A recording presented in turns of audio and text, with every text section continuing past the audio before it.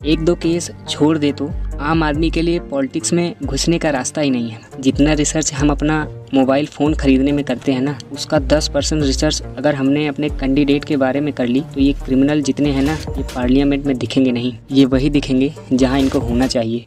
तो हमारे पार्लियामेंट के अंदर 43% ऐसे पॉलिटिशियन हैं जिनके ऊपर क्रिमिनल चार्जेस हैं और उनमें से 29% ऐसे हैं जिनके ऊपर मर्डर, रेप, फिरौती ये सारे चार्जेस हैं। और ऐसा नहीं है कि खाली एमपीज़ ही हैं, हमारे एमएलए भी इनमें पीछे नहीं हैं। अगर मैं 2015 दिल्ली इलेक्शन की बात करूं तो उसमें से 70 में से 43 नेता ऐसे जीत कर आए थे जिनके ऊपर क्रिमिनल चार्जेस हैं।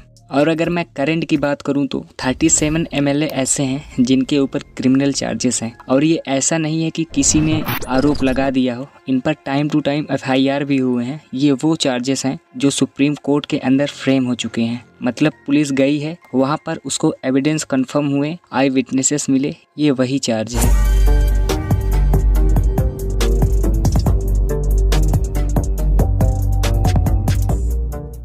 ये प्रॉब्लम तो बहुत ही छोटी सी है कि पार्टी स्कैमर्स को टिकट ना दे और लोग क्रिमिनल्स को वोट ना दें, लेकिन ये छोटी सी प्रॉब्लम के लिए 1998 से लड़ाई चल रही है। अभी तक इसका कोई भी सलूशन नहीं हुआ है। 99 में एसोसिएशन फॉर डेमोक्रेटिक रिफॉर्म, जिसे एडीआर के नाम से भी जानते हैं, इन्होंने जो भी क्रिमिनल है पॉलिटिक्स में, इनके लिए पीआईएल डाली दिल्ली हाई कोर्ट में और हाई कोर्ट ने उसको एक्सेप्ट भी कर लिया। जब दिल्ली हाई कोर्ट ने ये एक्सेप्ट कर लिया था तो ये चीज़ वहीं ख़त्म हो गई थी। ये जो नेता जिन्हें हम जिता कर लाते हैं ना, ये सब लोगों ने मिलकर उस पीआईएल के अगेंस्ट में सुप्रीम कोर्ट में अपील कर दी। जब सुप्रीम कोर्ट से उनकी अपील खारिज हो गई तो हमें वो देखने को मिला जो हमने कभी नहीं देखा था। ये सारी पार्टियाँ एक हो गई।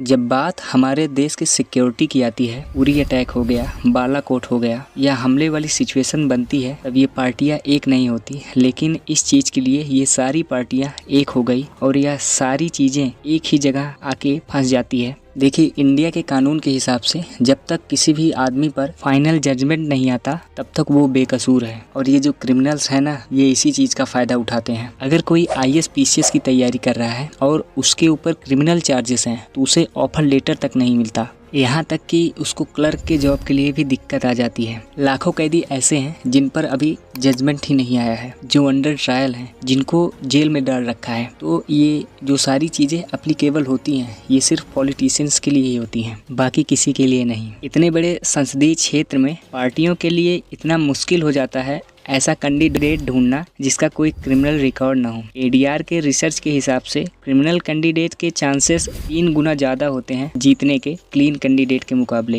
एक क्रिमिनल कैंडिडेट मनी और मसल पावर का परफेक्ट कॉम्बो बन जाता है। पार्टी के लिए फंडिंग इकट्ठा करना हो, self financing, black money, campaigning के लिए फाइनेंस इकट्ठा करना हो, हर चीज़ में ये माहिर होते हैं। इसीलिए पॉलिटिकल पार्टीज़ की ये पहली पसंद बन जाते हैं। पहले ये लोग इतनी डिमांड में नहीं थे। पहले ये भीड़ इकट्ठी करना, बूथ कैप्चरिंग, इन्हीं सब चीज़ों तक लिमिटेड थे। लेकिन जैसे जैसे इनकी वर्सिटिलिटी बढ़ती गई है, पॉलिटिकल पार्टीज़ की पहली पसंद बनते गए हैं। लेकिन पार्टीज़ की मजबूरी तो समझ में आती है, लेकिन कास्ट और सिस्टम फेलियर की वजह से लोगों की भी मजबूरी बन जाती है इनको वोट देना। आज की डेट में एफआईआर करने के लिए आपको जुगाड़ की ज़रूरत पड़ती है, लेकिन वहीं अगर आप अपनी कास्ट वाले नेता के पास जाओगे तो वो आपका काम हो जाएगा। थोड़ा बहुत आपका हिसाब किताब देखेगा और आपका काम कर देगा। ये जो सिस्टम कमज़ोर है, ये मजबूर करता है इन लोगों को वोट देने के लिए, और ये लोग पूरा ध्यान रखते हैं कि ये सिस्टम कभी मजबूत हो ही ना। अगर आप क्लोजली ऑब्जर्व करो तो हर नेता यही तो समझाने की कोशिश कर रहा है कि सिस्टम सारा ख़राब है, सिस्टम में ये कमियां हैं और मैं तुम्हें इस सबसे बचा लूँगा। और गरीबों के हक के लिए लड़ते लड़ते ये नेता खुद अमीर हो जाते हैं। ये जीतने का एक सुपरहिट फार्मूला बन गया है। एक एरिया डिसाइड कर लो, उस एरिया का कास्ट कैलकुलेशन कर लो, जो कास्ट मेजोरिटी में है उसी कास्ट का रोबिनो टाइप या बाहुबली टाइप एक नेता खड़ा कर दो। जो सिस्टम काम नहीं कर पा रहा है वो काम तुम करने लगो, लोग तुम्हें वोट देने लगेंगे। इन केस अगर कोई ज़्यादा होशियार बन रहा है या लोगों में ज़्यादा समझ आ गई है तो एक छोटा सा दंगा करा दो, लोगों की मजबूरी बन जाएगी तुम्हें वोट करना। Centre of media CMS yes, इसके हिसाब से लास्ट लोकसभा जो 2019 का था उसमें 50,000 करोड़ से भी ज़्यादा पैसा इन्वॉल्व हुआ है। पूरे वर्ल्ड में इंडिया सबसे ज़्यादा पैसा खर्चा करता है इलेक्शन में, यूएस से भी ज़्यादा। तो यार तुम्हें क्या लगता है, इतना पैसा खर्च करके कोई जब आएगा तो वो रिटर्न ऑफ इन्वेस्टमेंट नहीं देखेगा? ऐसे ये सारी पार्टियां आपस में कितना लड़ती रहती हैं, कितने वैचारिक मतभेद हैं इनके आपस में, लेकिन जब ट्रांसपेरेंसी या पार्टी फंडिंग की बात आती है तो ये सब लोग एक जैसा राग अलापते हैं। ये लोग कभी भी पार्टी फंडिंग ट्रांसपेरेंसी आने ही नहीं देंगे। एक बार जब ये लोग पावर में आते हैं ना तो ये जो पूरा सिस्टम है ना इनके हिसाब से चलता है, और जो पुलिस वाला इनके हिसाब से काम नहीं करते हैं ना उनका ट्रांसफ़र हो जाता है। आज के टाइम पर 144 पुलिस ऑफिसर 1 लाख लोगों की सिक्योरिटी देख रहे हैं, और जब बात हमारे नेताओं की आती है 47,000 पुलिस वाले 14,142 नेताओं की सिक्योरिटी दे रहे हैं। अब बाहुबलियों को क्या ज़रूरत है सिक्योरिटी का? अभी किसी क्रिमिनल को देखा है? इसके आगे IAS PCS पुलिस वाले जी हिजूरी करते फिरते हैं।